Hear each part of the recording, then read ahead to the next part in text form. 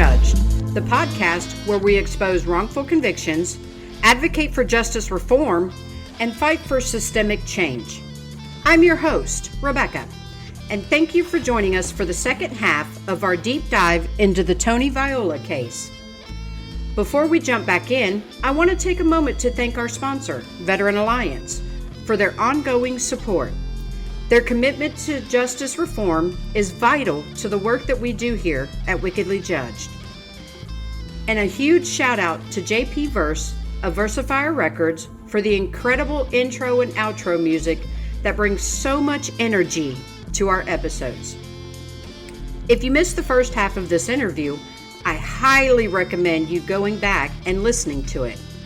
We covered Tony's wrongful conviction, the prosecutorial misconduct that led to his imprisonment, and the courageous whistleblowing efforts of Dawn Pasela, who risked everything, including her life, to reveal the truth. In today's episode, we'll continue our conversation with Tony, diving deeper into the systemic issues his case uncovered, the ongoing fight for justice, and what needs to change to prevent these kinds of injustices from happening to others. As always, you can learn more about Tony's case at freetonyviola.com and about Dawn Pasela's legacy at justicefordawn.com. You can also visit our website at wickedlyjudged.com to read our blog, check out our exclusive merchandise, and find ways to support our mission. Now, let's pick up where we left off and hear the rest of Tony Viola's incredible story. They figured out that Dawn must have been helping me. When they saw her name on the witness list, they went crazy. They threatened Dawn. They went to her parents' house, Ed and Karen Pasela. They're wonderful people. They threatened them. Okay, Ed's a veteran, served in Vietnam, patriotic family. She's working for law enforcement, and they're here threatening. So Dawn was scared out of her wits, and she moved into her parents' house and was hiding because they were literally staking out her apartment in Parma. And she called the court and said that she was being threatened, and then they let her talk to me. And I said, well, Dawn, look, I've won this case. I'm just going to take you off the witness list. Forget this. And she said, no, I have to come in. They know I'm helping you. And we practiced. She gave me questions to ask her. Like I was supposed to ask her, what were your concerns about evidence? Or how did we meet? And are there voice recordings? I was supposed to ask her like open-ended questions. Dawn wanted to speak, not, she said, if you ask me what time it is, I got to say it's 10:30 in the morning or something. You want to give an open-ended question. So she was planning on coming in. My case was over except her as my last witness. She didn't show up. The judge, Judge Gall, said, look, this is going on forever. If she doesn't come, we got to go to closing statements. So we looked for her. She wasn't in the hallway. He said, I'm going to handle other matters, but at 1 o'clock, that's it. She doesn't come. We're going to just do the closing statements. And she didn't show up. And then the case ended. The jury got the case. And then the next day, they told me that Dawn was found dead in her apartment. Dan Caceres knew instantly, and he said it was an accidental overdose. No, nothing nefarious or nothing to investigate, just an accidental overdose. I couldn't believe it. I was absolutely shocked that my friend who helped me and tried to do the right thing was dead. It was absolutely the worst thing I'd ever heard in my life. Then, 2 hours later, they said, come to court. And I'm like, what? And then they said not guilty on all these charges, but it hardly even seemed to matter at that point. What do you believe needs to happen to ensure her legacy and the truth about her death are fully addressed? Well, first of all, Dawn did not die a natural death. Something went dreadfully wrong inside of her apartment. Her computer was missing. Okay, there was 3 cell phones found. She had 1. So somebody was in there. One of the cell phones had an outbound call hours after she supposedly was dead because the time of death was guesstimated through livor mortis and rigor mortis and so forth. The police report wasn't even signed. So we've sort of gotten some information that, the responding officers might have investigated, but were told not to. So they said, fine, we're not going to sign this thing. So we know that there's serious shenanigans involved here. We've hired an expert pathologist who found all kinds of problems. For instance, the police say that her leg was on a chair, but the pictures don't show that. There was soup. She was cooking on a stove. This is not, it doesn't make sense. They said she had 0.6 almost alcohol poisoning. There was a window opened. The heat was cranked up to accelerate body decomposition. The medical examiner didn't do any type of serious testing. So there's just the case needs to be reopened. Her death is considered an accident. We have expert testimony, expert reports that it should be reopened. The county sheriff said the case should be reopened. We've had people coming forward that, like Dan Caceres, like this Kelly Connors, who's some paramour of his, who's a government witness, and they get mad, and they all call me, Tony, Dan's mean, he's mean. She says she has recordings of Caceres talking about Dawn and her murder. Caceres' brother, a guy named John Patrick, they changed their last name. It's fantastic. Caceres isn't even Caceres. His actual name is Radarowitz. Okay, so he's Dan Caceres. His brother is Paul Logan. Okay, he's a Radarowitz too. And they all work together. So John Patrick, who's a partner at this Reminger law firm in Cleveland, I think they're down in Cincinnati too, but he's been heard talking about Dawn's murder. We've got this guy named Marty Maurer. Marty knew Dawn, appears to be some kind of government informant, has this long rap sheet, never gets time in jail. But he was at the apartment. He told the first investigator that looked into this that he was at the apartment, Dawn was fine. He told our investigator he was never there, so we got him caught in a lie. We think that cell phone is his. The police never picked up the cell phone. So anyway, Ohio BCI said the case should be reopened. The county sheriff said the case should be reopened. The Parma, Ohio police won't do it. Why? Because the safety director in Parma, Bob Corey, is buddies with Dan Caceres. They both work for this crooked guy named Bill Mason in the county prosecutor's office. Mark Bennett gets fired and disbarred. And where does he go to open a law office? Parma, Ohio. And the people in Parma, this Kelly Zacchaeus, who's a council person, they're helping him, Dean DePiro, giving him cases like in traffic court. Here, Mark, you can do this case with us and you can make $500. So these enablers are helping him. So Parma is a real cesspool of corruption. And Dawn lived in Parma, and the Parma police have mishandled this thing. And all these other agencies said the case should be reopened.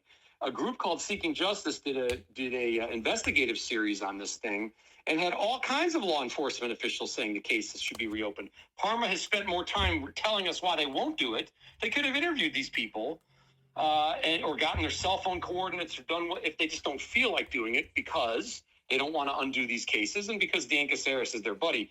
Dan Caceres, the senior Ohio Assistant Attorney General, should be arrested today along with Mark Bennett. This is a dead woman through their. They're responsible for Dawn's death. I mean, they had her wearing a wire. They're threatening her. They're destroying her career. They're humiliating her. It's ridiculous how they treated her. They brutalized this lady.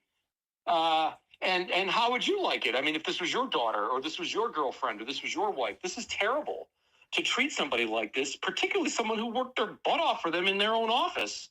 It's unconscionable how Dawn has been treated. There should be a new investigation. There should be full accountability for these people under oath in a courtroom where our brilliant lawyer, Kim Corral, could ask questions about this whole nonsense. And where the hell are these voice recordings and all these other bits of evidence that are exonerating not only to me, but to 1,200 other people? So all in all, there were a total of 1,200 people that were convicted? Yes, this task force went after 1,200 people. About 100 did time in jail. A lot just pled guilty and got out. And this is the best. 3 people that we know of just paid money to have the case go away.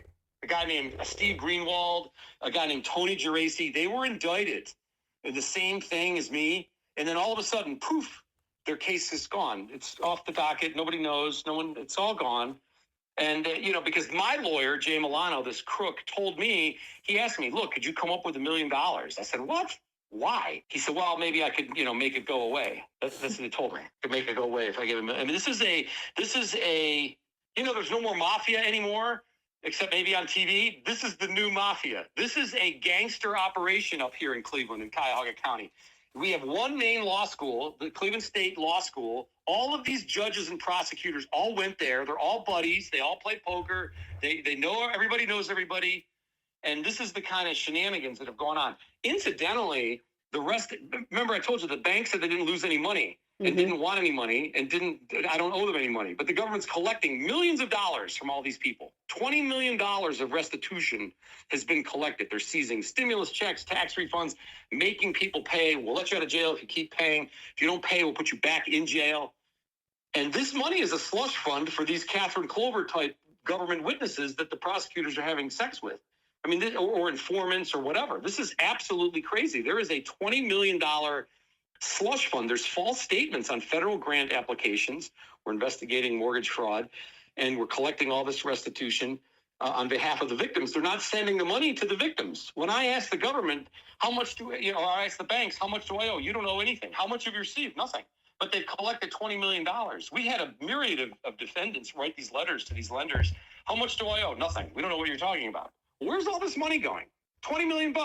It's in somebody's pocket for sure. I don't have it. I don't have the 46 million. I supposedly stole it, and I don't have the 20 million. And I'll tell you one thing, attention forensic accountants, if anybody wants to figure this out. Incidentally, the Cuyahoga County government has something called the internal auditor, and they're supposed to be auditing this. So I called some lady, and she said, well, we're not allowed. I said, what do you mean you're not allowed? Oh, yeah, we can't audit the prosecutor's accounts. I said, you don't want to. You can. Oh, no, we're not allowed. So that's what the county is saying. The internal auditor, I said, let's just say I'm telling the truth, and $20 million has vanished. You're saying you can't do? No, I can't do anything about it. Okay, that's the auditor. So I mean, this is a deep morass of corruption, and once you're ensnared, you can never get out. I hope to God that the folks listening never go through any of this, because once they come after you, you never can get out. By the way, they raided my office in 2008. This is still going on. My entire adult life has been destroyed by this nonsense.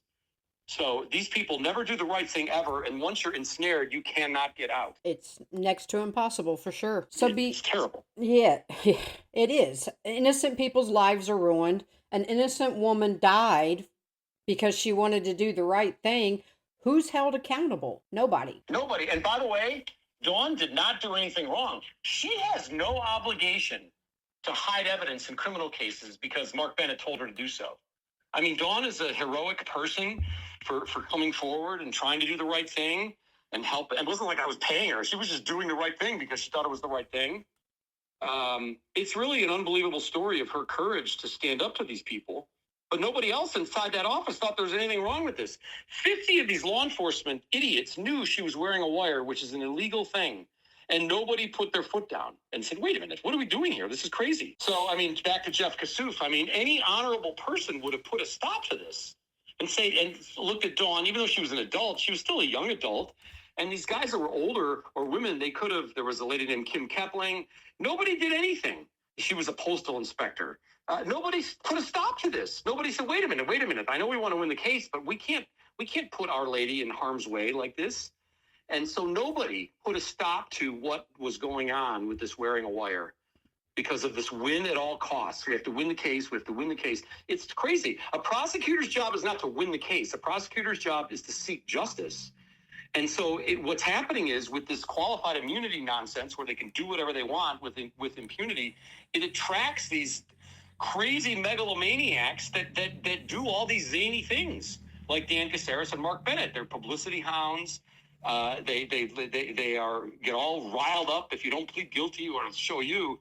It's crazy what's going on. But anyway, Dawn is a true hero to stand up to these people and say, wait a minute, this is not acceptable. She absolutely is. Absolutely is. So beyond your case, what do you believe are the biggest flaws in the justice system that lead to wrongful convictions like yours and others? Are there any specific policies or practices you think should be abolished or reformed? Wow. Well, there's so many. I mean, one easy thing would be what's called open file discovery, meaning the prosecutor just has to turn over all evidence. Right now, the way the laws are written, the prosecutors do whatever the heck they want. They have to turn over evidence that's material to the defense. Well, what is that? So the prosecutor doesn't necessarily know what your defense is. Okay, so they had this out. Well, gee, we didn't know you would have helped, so we didn't turn it over. And the judges are all former prosecutors, and so we can't from the bench, second guess the prosecutors. The whole system is designed not for justice, but for finality. You're done, you're guilty, that's the end of it. There's no interest or mechanism really to actually overturn wrongful convictions. I mean, in this country, there's actually been cases. I'll give you the Richard Glossop case that just came out. If you don't know about that, you should look at the Glossop case. The Oklahoma Attorney General said the witness lied. We don't want this man put to death, and the judge said no, he's got to be put to death anyway. You're procedurally defaulted. You can't raise this. There was a case called Banks versus Dredke where they were about to, I mean, it was like a 5-4 decision. It barely, no, we shouldn't execute an innocent person. So there is serious problems. The other problem, let me tell you the other problem in this country. We're so arrogant. We think, we're the best, yay, America. The Europeans actually have a better system of justice. Let me explain that. In America, we have what's called an adversarial system, meaning that the prosecutor brings their best case and the defense brings their best case and the jury decides the outcome. But the thing is, that's unfair because Mark Bennett, when he was before he was fired and disbarred, when he was in the U.S. Attorney's Office, he's got use of the FBI, detectives, task force, infinite money. He could add 4 more lawyers to the case. I'm just some realtor dude. I don't have millions of dollars to fight the government. So our system of justice is inherently wrong. It's inherently flawed because it's not evil. It's not equal. You don't have an even chance to do it. The other thing that happens is 95 or whatever percent of the cases ended up in some type of plea bargain. So let me tell you what we do up here in Cleveland. I think they do it elsewhere too. We're going to indict you on 275 felonies. Oh, but by the way, you can plead guilty to this one. So what the government does is they just wear you out. So you go to court, there's a pre-trial, oh, nothing's going on, go home. You got to drive downtown, take a day off of work, pay to park, it's $35. You missed the meter, you got a parking ticket, it's $50. They wear people down until people get sick of it and finally just say, I lost my job, I'm pleading guilty. And then when they plead guilty, there's really no case law that says the government is truly obligated to provide evidence. If you're willing to plead guilty, they say, well, we don't really have much of a Brady duty at all. So in these police situations, a lot of it is just threats and bullying. We're going to indict your wife. We're going to indict the dog. We're going to indict your grandmother. And people plead out. I was in the county jail before my second trial. There was a guy in the bunk next to me. He'd been in jail for 16 months. He went to some party. He was allegedly raped some young lady. He said it was consensual. They had dated before. I don't know if he was innocent or guilty. But let me tell you what happened. This guy, who's poor, okay, he met his lawyer 10 minutes before the trial was supposed to start. The lawyer interviewed no witnesses, had no defense, told the guy, look, you can't win. You got to just plead out. That's our country right there. Now, let me tell you, that guy was entitled to a proper defense. Maybe he's guilty, and if he's guilty, he should be punished. But he was entitled to meeting with an attorney. It does not happen. So who are the witnesses? Let's prepare. Okay, let me test the government's case. That's what supposedly is supposed to happen. A defense attorney is supposed to test the government's case. This is what they're saying. What are the facts? What's the law? Is there a defense? Even if you're negotiating a plea agreement, you still want to have, helpful facts or helpful information. We are just so cavalier about putting people in jail. Well, I'll just go to jail for 8 years. Right. And you don't get a lawyer. So that's what's going on over here. This is it's a plea agreement factory. It's mostly going after poor people that don't have the means to fight. And then you get some public defender that says, oh, shucks, I'm overworked. I can't really do anything, but you can't win anyway. Let's just plead guilty. That is not appropriate. And, let me just throw this in for whatever it's worth. I'm Catholic. I believe in God. I believe God created everybody. This is not appropriate. You do not treat people like this. I don't care what somebody did. The guy is entitled to have some lawyer sit down with him. And if this gentleman says, we'll talk to this person and that person and that person and go get these text messages or whatever, I don't know. So, he's at least entitled to being treated with some dignity and have somebody, look into this and to say, wait a minute, man, or just tell him, look, your defense sucks. The witnesses aren't going to testify or the evidence didn't come back your way. Let's just plea it out. Okay, fine. That's an intelligent decision to make a plea agreement. Okay. But what's going on is unbelievable. And you could magnify that by millions of people. I was in jail with people that couldn't even read and didn't know how to read their indictment, didn't really understand what was going on. I used to sit in the jail law library for a decade working on my case. Guys would come in. I was like, what happened? And they would say, well, I don't have the indictment. I said, forget that. Just tell me what happened. And they looked at me like I was crazy. The guy had been in jail for 20 years. Nobody ever asked him. Well, just tell me what went on. What is this? What happened? Terrible. It is. It is absolutely terrible. And the public defenders, it's funny because when my fiance was first locked up before his trial ever began, he was in county, down in Butler County Jail. And he had a lady that was in there and, she kind of asked him the same thing. What happened? Why are you here? You don't look like you're a criminal. So he told the story and everything. And she was like, well, honey, don't you know where you are? And he was like, yeah, I'm in Butler County Jail. She goes, no, no, no, honey. If you don't have money, you go to jail until you can get the money to hire the right attorney to get you out of it. She said it's all a money grab. That's all it is. Right. And it is. And especially with this restitution scam, yep, is another thing. But that's exactly right. It's a prosecution for profit scheme. It's so these people can have powerful positions and wear a suit and tie and go to some office and yell at the secretary or whatever. I mean, it's unbelievable what's going on in this country. And, you know, I was in these rural jails in the middle of nowhere in Pennsylvania and Kentucky. And the mayors of these little towns, they would look at a jail like an economic development thing. Oh, well, we'll build a freeway exit right here. And, you know, we'll build a jail and we can have a hotel and a Burger King. I mean, this country is way off track with this. You know, we incarcerate far more people. Like, I think more than half the world's prisoners are in America. It's unbelievable how over prosecuted and over incarcerated we are. By the way, it has no effect on public safety at all. It's absolutely ridiculous. I was in jail with all kinds of people. There's no effect whatsoever. In fact, the last 2 jails I was at had no fence. None. So, I mean, if you could be at a jail, it was called a federal prison camp. It's unbelievable. Yeah. If you could be at a jail with no fence, what are you in jail for? Right. What exactly did you do that constitutes that kind of minimum security? Like, they couldn't just give you a ticket or do community service? They got to put you in jail? It's because every person that goes to jail gets money from the state, gets money for having that person incarcerated. And if it's a privately owned facility, oh, Lord, they make deals with judges all the time and grease palms and everything else so that they stay at capacity. Sure. You've got court reporters make a living on this crap, defense lawyers, prosecutors, paralegals, secretaries, correctional officers in the jails, counseling, halfway houses, all this nonsense. We have a whole prison complex of people that make a living on this. It's absolutely unbelievable. And I've heard people say, well, we need the jails because guys that get out of the military, they got to have somewhere to go, or the guys that can't be state troopers or whatever, they not able to be an FBI agent. We got to have a place for all these characters to go.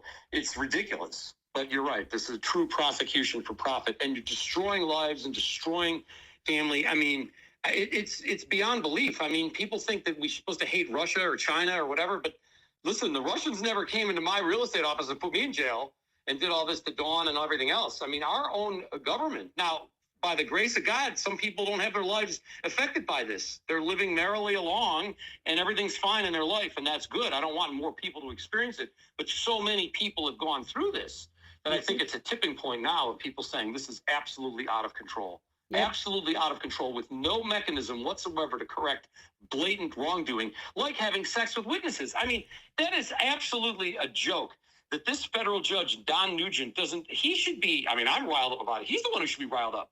You come into the courtroom and make a mockery of the jury and the country. You're having sex with the witness. You don't tell the jurors. Right. And we're putting innocent people in jail because you think this girl's hot. This is crazy. I'm glad you fell in love with her. Great. Don't prosecute me. Go leave your wife, get an apartment. Fine, leave me alone. What did I do? This is nuts. Exactly.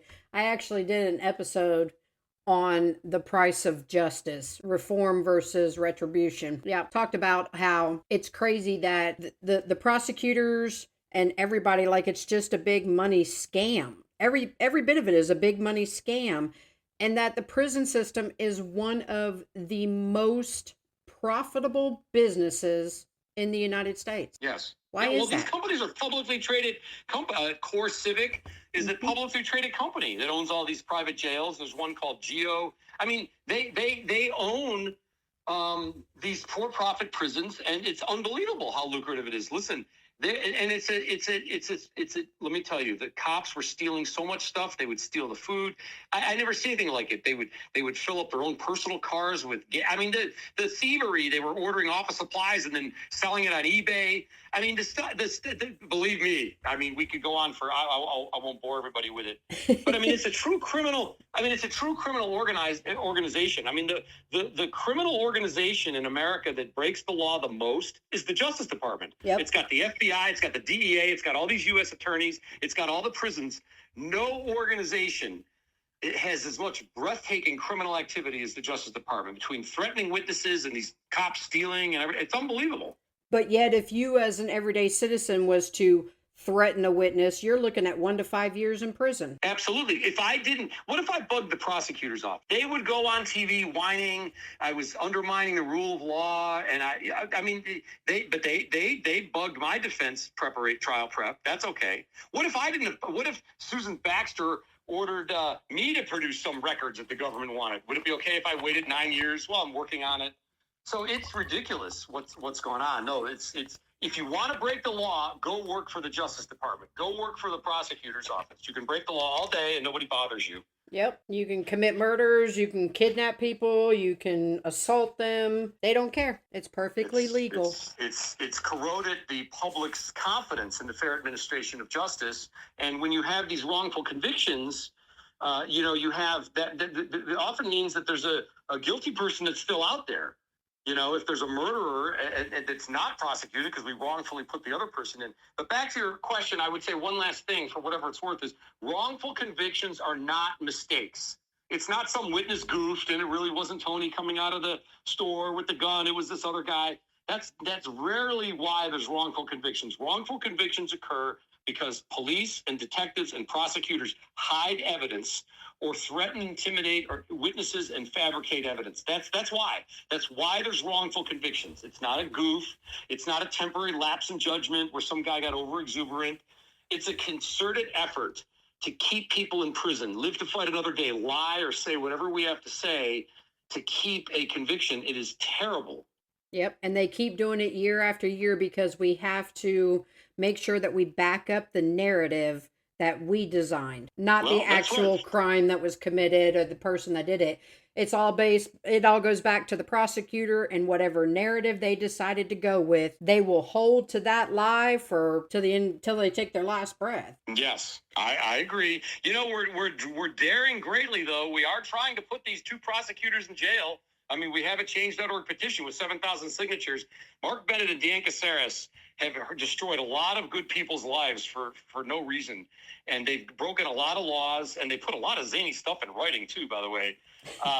And so we do want to drive accountability because we do think that in terms of changing the system, one way to do it is to hold these people responsible, not out of hatred, but to say this is not right, that these people have been brutalized in our country and our fellow citizens, and this is inappropriate, and we want it to stop. And that's the best legacy for Dawn, by the way. The best legacy for Dawn would not only be accountability for how she was brutalized, and that should happen, but the best legacy would be some type of end to this rampant prosecutorial misconduct and these wrongful convictions and games with evidence.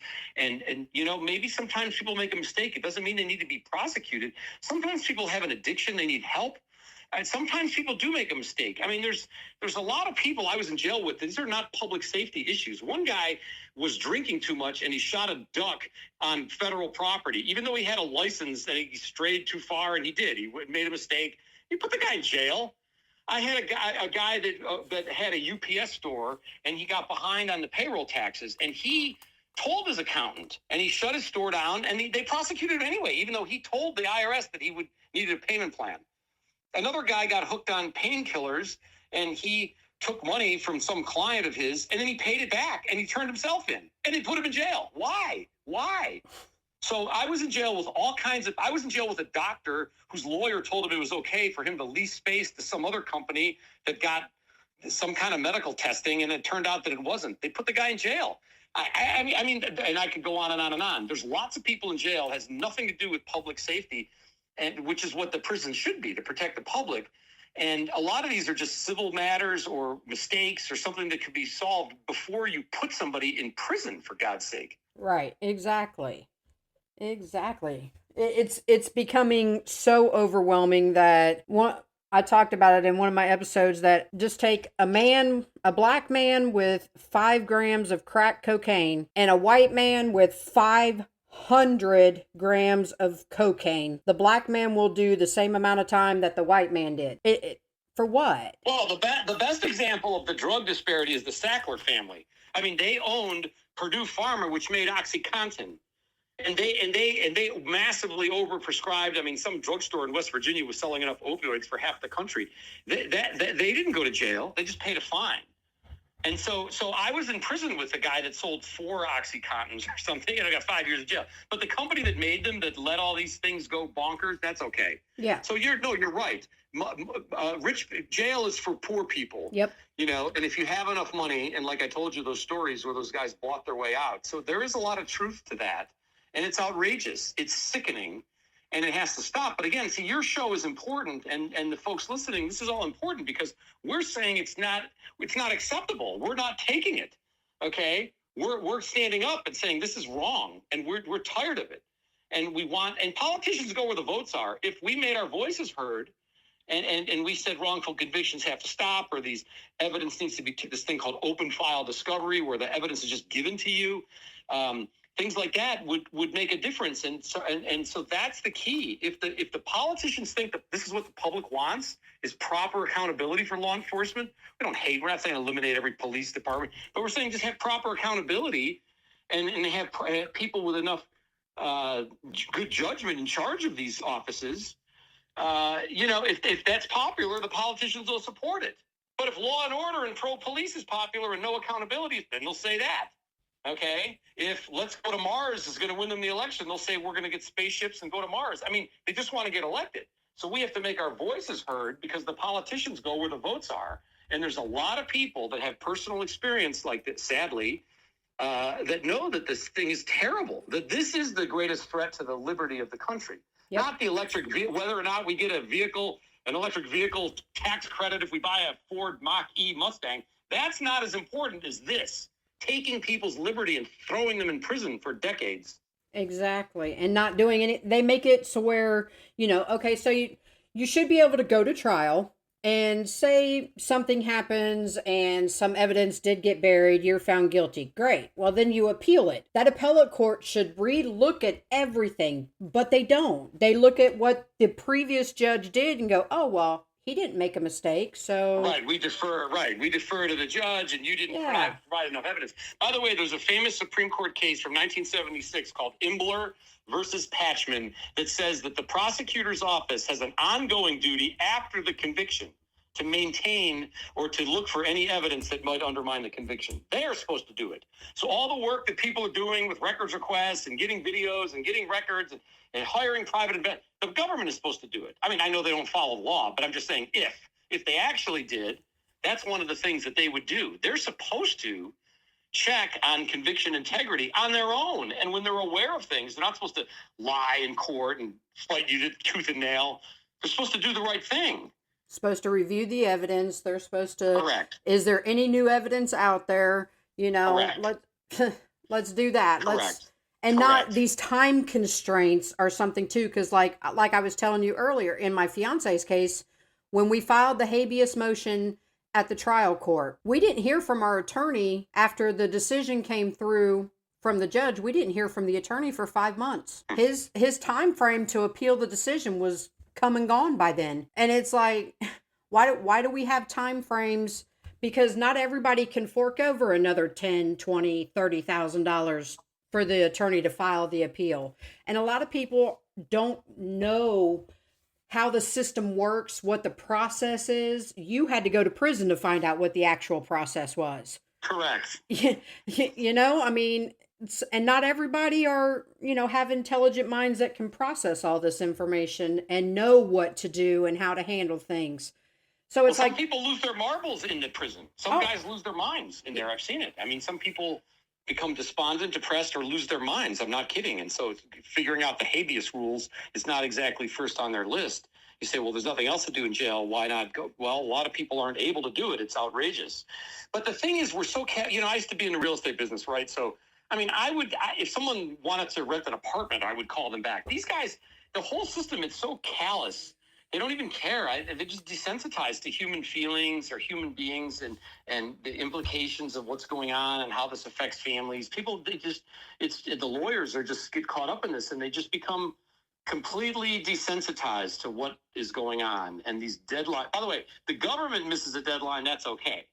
there's all kinds of case law. Well, we can't give defendants an unfair windfall. You miss the deadline by 1 minute and you're done. By the way, the government, the jails used to ship me around when I had a deadline coming up. I would hear over the jail PA, Viola, 322-38160. That was my inmate number. Front office, immediately. So I'd run up there and I would say, yes, sir, did you page me? Pack your stuff. Where am I going? You'll find out when you get there. And they put me in it's called diesel therapy. They put me in some bus with a bag over my head, and then I didn't know where the hell I was, in some van and whatever, gets shipped to some other jail. And all my legal work was thrown away. My friend Melanie mailed my legal work in like 15 times. It's unbelievable what these people do. But yeah, they play, and then you can't get jail mail in the middle of nowhere. And then you miss the deadline, it's your fault. But the government misses a deadline, it's okay. That's what I'm saying. That the system is fundamentally unfair. This adversarial system of justice is fundamentally flawed and wrong. It's one of the main reasons, and the lack of accountability, the immunity nonsense, where these prosecutors aren't held responsible. You know, our lawyer, Kim Corral, got a guy out of prison, helped a guy named Dwayne Brooks, and you know, there was all this evidence that wasn't turned over. And the detective, who's now teaching criminal justice, by the way, at Cuyahoga Community College, he said, yeah, we don't turn it over. We knew the guy was guilty. I mean, that's ridiculous. That dude needs to go right into jail. Yep. Okay? Right in. Because I don't know how else you get it through these people's thick heads that you're not supposed to hide evidence. And if you think he's guilty, you're not the judge, jury, and executioner. Exactly. For those listening to your story today, what are the most impactful ways they can support justice reform in wrongful conviction cases? And are there any specific organizations, initiatives, or actions that you recommend to get involved with? Well, yeah, two answers to that. To learn more about what happened to Dawn Pasela, justicefordawn.com, freetonyviola.com is about my case. In terms of our cause, you could sign our petition on change.org. You could be a guest blogger on the website if you want to share your thoughts. If you want to be a citizen detective and help solve some of this mystery of what happened to Dawn, feel free. There's an investigative series. There's videos you can watch. There's some evidence that we've obtained and how we've done it. So that's how we can do our story. I would say if you want to help advocate for reform overall, couple key things. The Ohio Coalition to End Qualified Immunity, very important. They want to take the immunity away. When these people are caught breaking the law, they should not be immune from litigation. Okay, you hide evidence in a criminal case, you need to go to prison. So one thing is, and Dave Yost is going to fight us tooth and nail, and all these police unions and everything, they're going to fight this thing. It's going to be a real uphill climb because we're just a bunch of average citizens. I mean, our executive director and our chairwoman, and these people have had their children shot by police. I mean, we're not exactly zillionaires, okay? But this is a good cause. The Ohio Coalition to End Qualified Immunity is very important. And I would say, honestly, registering to vote and speaking out, you can go on ohiohouse.gov and ohiosenate.gov. If you write your local officials and say that you are in favor of criminal justice reforms, I mean, Justice Donnelly, who lost last year's election, he was in favor of an automatic evidentiary hearing after a conviction. He was very upset about the number of wrongful convictions, and he thought it was destroying confidence in the justice system, in the country, that the worst possible outcome is a wrongful conviction. He felt very strongly about it, but that bill didn't pass. But there's certain reforms. I'll give you another little silly reform, is if you go to trial, you have 3 years to file a Rule 33 motion for new trial based on new evidence.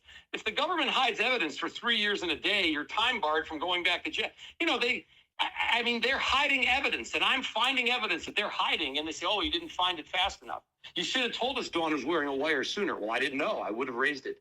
So the whole legal system is against a prisoner or a person who has a claim. It's like starting a football game down 92-0. I mean, you could win, but it's hard. So there's issues like that. But I would say making your register to vote, let the politicians know that you care about justice reform, wrongful convictions are on your mind, and you support things. And if you want, call your local prosecutor's office and ask, is there a conviction integrity unit? Is there an independent review board? In Cuyahoga County, we have one, and they all quit because it was just window dressing. It's a joke. This guy O'Malley, our county prosecutor, who claims to be a great reformer.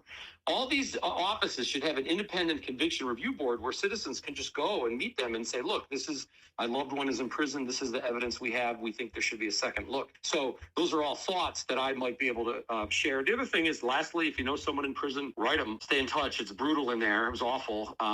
If you have $10 or $5 or $20, put it on their account. It's helpful. They charge you for everything in jail. They charge you to send an email. They charge you to make a phone call. They charge you for an envelope. They charge you for stamps. They charge you for soap. I mean, everything. So it's expensive to be in prison. So those are just some thoughts. But continue to speak out because your voice is important, and we have to try to stop this. We have to try our best. Whether we can do it or not, I don't know. But we're fighting a good fight. We happen to be right. And we're not going to take this lying down. So I think we're doing a good job. In America, when we were a colony and then when we were a country, slavery went on for 300 years. There was people that thought it was wrong right from the beginning. Alexander Hamilton wanted to eliminate it right during the American Revolution. He told everybody we have to eliminate it. And in the 19th century, Governor William Seward, the guy that bought Alaska, he was governor of New York. He hated it. And it took a long time. And then now everyone thinks, my God, that was awful. And I think this kind of stuff might also have something similar, where it's acceptable for a long time and all of a sudden there's a reaction against it. Do we need jails? Yeah, sure. But not to this extent. And do we need prosecutors? Yes, there's too many. And so it's time to rein this in and have serious reforms. So even if it's a long haul, every little bit helps. No good deed is not is unworthy. Every effort that people make towards reform or speaking up or writing your elected officials and letting them know this is important. Collectively, we've got a big voice and we just got to do our best to make it heard. The final question I have for you today, what do you want people to remember most about your case and your ongoing fight for justice? How can my listeners stay updated on your work and contribute? Well, I don't think there's going to be rioting in the streets because Tony's not a realtor anymore. I mean, they did destroy everything I worked for. The government destroyed my company and my reputation and everything, my finances, and took my house, and took my car. I was in jail for 10 years. I got out of jail with literally a sweatshirt, and sweatpants. So it's been brutal to recover, but I don't think that's important. I think the most important thing is how Dawn Pasela was treated. I think it's outrageous that prosecutors, these Mark Bennett and Dan Caceres guys, and Dave Yost, Dawn used to work for the Ohio Attorney General. Before she was at this task force. I find it outrageous that the way she was treated, the way she was brutalized, the way her death, she's been defamed in death. These people have said terrible things about her. I just think it's terrible. And I guess the other thing is, I would say, if you ever wondered how far will a prosecutor go to win a conviction, this is the case for you.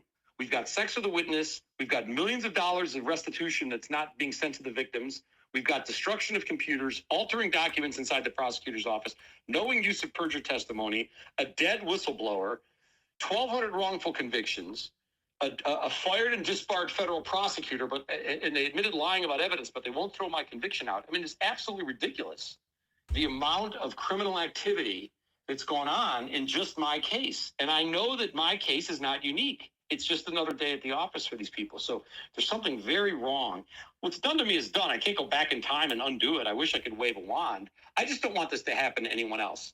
So when you ask me that question, it's a profound question. I wish I had a better answer for you, except I just think that we're building a community of people in the state of Ohio and throughout the country that have said this is enough, this is unacceptable, and we're going to work together. And if anybody wants to, our platform is for everybody. You can be a guest blogger on Free Tony. We've had guest bloggers on there and share your story. If you have ideas, please tell us. If you have suggestions, please tell us. If there's political candidates that you think are passionate about justice reform that we should know about, please tell us. So I don't have the answers necessarily, but I know what's going on is absolutely unacceptable. And, the Justice for Dawn is a good website to get to know more about Dawn. Here's a young lady who just tried to do the right thing and ended up dead, and it's not acceptable. No, it's not. Not at all. Tony, I really appreciate you coming on today and telling me your story and telling me Dawn's story. It's heartbreaking. I just want to cry for her and for her family, for you.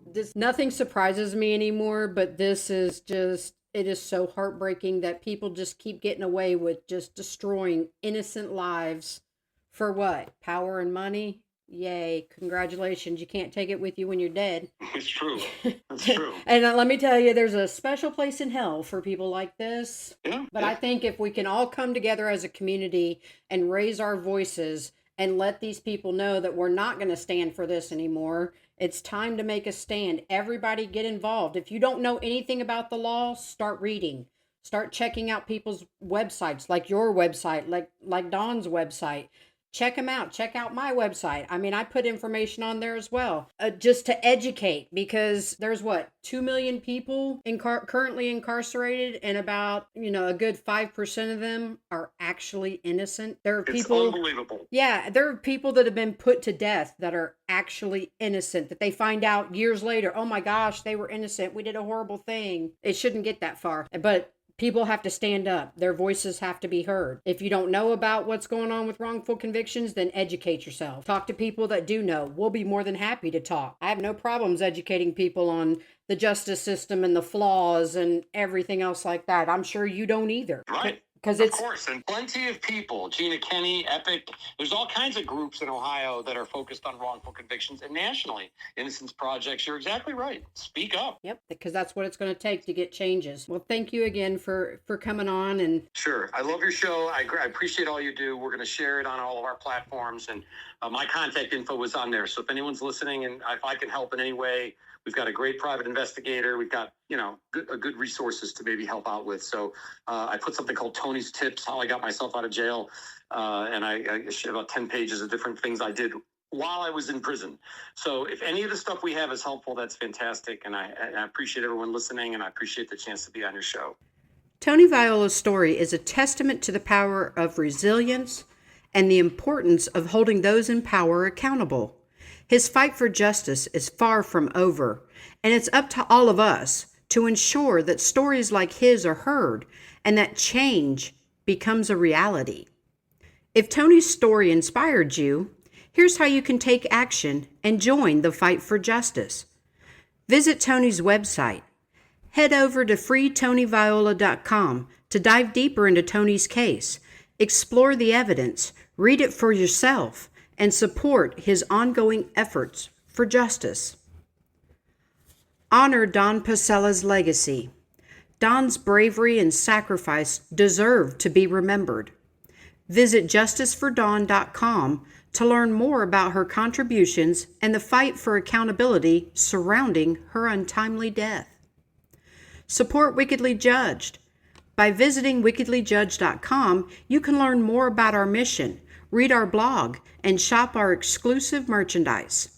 Every purchase helps us continue our work to expose injustice and advocate for reform. Share this episode. The more people who hear Tony's story and Dawn's story, the greater the push is for change. Share this episode with your friends, your family, and your networks. Don't forget to use the hashtag WickedlyJudged to join the conversation on social media. Follow us on social media. Stay connected with us on Facebook, Instagram, Twitter, and LinkedIn for updates on new episodes, advocacy efforts, and ways you can get involved. Reach out to us. If you have information about a wrongful conviction or you want to join the fight for justice, we want to hear from you. Email us at wickedlyjudged@gmail.com or call us 513-393-7452. You can always get involved locally. Advocacy starts in your own community. Find local organizations working on justice reform, attend events, or volunteer your time. Every little bit can help make a difference. A special thank you again to Veteran Alliance for sponsoring this episode, and to JP Verse of Versifier Records for the incredible music that brings our podcast to life. And finally, to all of our listeners, thank you for being a part of this movement. Your support, your voices, and your actions are what make change possible. Together, we can expose injustice, fight for reform, and create a system that truly serves justice. Until next time, stay informed, stay inspired, and stay hopeful, because nobody deserves to be wickedly judged.